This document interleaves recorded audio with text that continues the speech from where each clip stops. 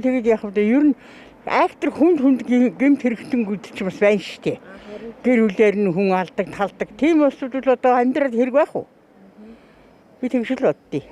Зөв гэж бодож байгаа шүү дээ. Яагаад зөв юм бэ? Одоо энэ цаазын ялаг болохоор янз янзын гэмт хэрэг дамаа өсвөрнсний хүүхд мөгдөг хүчрхийлэх гэл нийгэмд аймаар юм гараад ир тийм. Би энэ цаазын ялны сэргийгээсэй л гэж бодож явдаг та.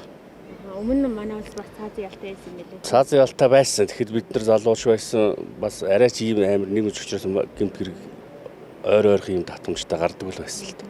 Сэргийлэх нь зөв шүү дээ. Ягаад тэгэхээр зэрэг янз янзын одоо хүчрхийлсэн тийм хэрэгүүд гараад байгаа үстэй. Тий.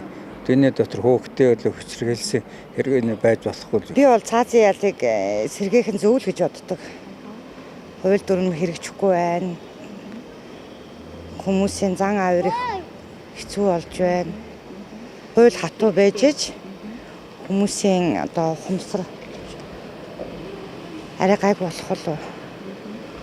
Сэргээх нь зөв л гэж бодож шүү дээ. Миний хувьд бол. Тэгээд хүчрхийллийн юу маш их гарч штэ сүүлийн үед бас нөгөө 9 настай охин ингээд тэгээд тэр юунаас сургамж аваад хүмүүс бас тий одоо ийм үйл хэрэг хийх юм бол хэцүү байдал төрхөнд амьдралаа алдаж тэр хүмүүс чинь хүний амьдрал ямар хоромхон бэлээ.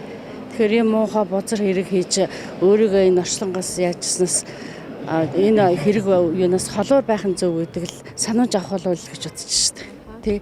Ер нь цаазын хууль хоригдсоос хойш янз янзын хэрэг маш их гарч байгаа шүү дээ. Тий. Тэгж л бодож байна. Тий. Үзүү.